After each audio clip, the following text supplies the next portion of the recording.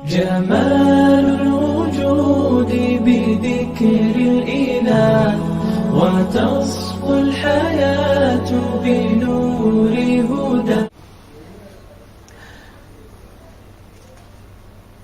حضرت ابن عمر رضی اللہ عنہما سے روایت ہے کہ جناب رسول اللہ صلی اللہ علیہ وسلم نے ارشاد فرمایا، 3 قسم کے لوگ کستوری کے ٹیلوں پر بیٹھیں گے، ان کو قیامت کے دن بڑی گھبراہٹ ہولناکی میں مبتلا نہ کرے گی.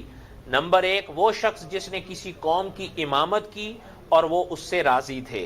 نمبر 2، وہ شخص جو ہر رات دن 5 وقت کی نماز کے لیے آذان دیتا تھا. نمبر 3، وہ غلام جس نے اللہ کا حق ادا کیا عبادات کے ذریعے اور اپنے آقاؤں کا حق ادا کیا خدمت کے ذریعے. اب تو یہ غلامی کا رواج نہیں رہا.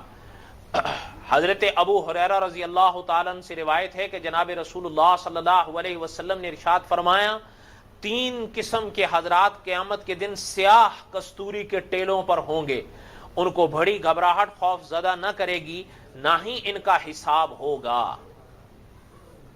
اس فضیلت کو پھر سے سنیے. آپ صلی اللہ علیہ وسلم نے فرمایا، 3 قسم کے حضرات قیامت کے دن سیاہ کستوری کے ٹیلوں پر ہوں گے، ان کو بڑی گھبراہٹ خوف زدہ نہ کرے گی، نہ ہی ان کا حساب ہوگا. نمبر 1، وہ شخص جس نے اللہ کی رضا جوئی کے لیے قرآن پاک پڑھا. کبھی کبھی کچھ اعمال ایسے ہوتے ہیں، جیسے میں نے ابھی ذکر کیا تھا کہ غلامی کا رواج تو اب نہیں رہا، لیکن قرآن مقدس کی تلاوت تو اب بھی ہم کر سکتے ہیں، ہے یا نہیں؟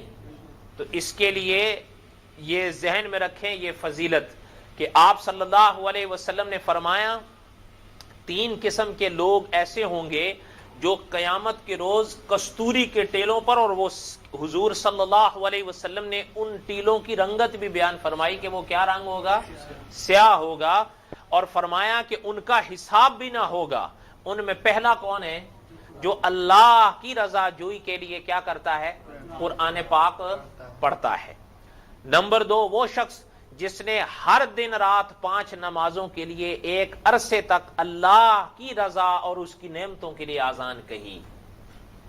یہ آذان کہنے کی فضیلت ہے کہ اللہ کی رضا جوئی کے لیے کہ میں آذان اس لیے کہوں کہ اللہ میاں راضی ہو جائیں. کتنی ہوئی؟ اور نمبر 3، وہ شخص جو دنیا میں غلامی میں مبتلا کیا گیا مگر اس کو اس غلامی نے طلب آخرت سے بیزار نہ کیا. تقریباً آج سے 2 صدیاں پہلے یہ سلسلہ ختم ہو گیا. بین الاقوامی طور پر جو معاہدہ ہوا اس تقریباً 2 سال کی پہلی اقوام میں متفقہ طور پر کہ اب کوئی انسان چاہے مرد ہو، چاہے عورت ہو، چاہے بچہ ہو، چاہے بوڑھا ہو، وہ غلام نہیں ہوگا. یہ پوری دنیا میں معاہدہ ہوا اور طے ہوا اور قرارداد پاس ہوئی. لہٰذا یہ سلسلہ غلاموں اور غلامیوں کا سب ختم ہو گیا. اس لیے اگر کوئی شخص کہے کہ یہ تیسری فضیلت جو ہے اب چونکہ ہمارے ہاں رہی نہیں، ہم غلام نہیں رہے، تو یہ سلسلہ پہلی 2 بھی نہیں رہی ہیں، پہلی 2 بھی نہیں ہیں، تو کیا وہ فضیلت تبھی آپ کو حاصل ہوگی کہ جب تینوں پر عمل کرو گے یا تینوں میں سے ایک پر بھی؟ اس لیے کوشش کیا کرو کہ آذان کا موقع آئے تو آذان دیں، لیکن صحیح آذان دیں.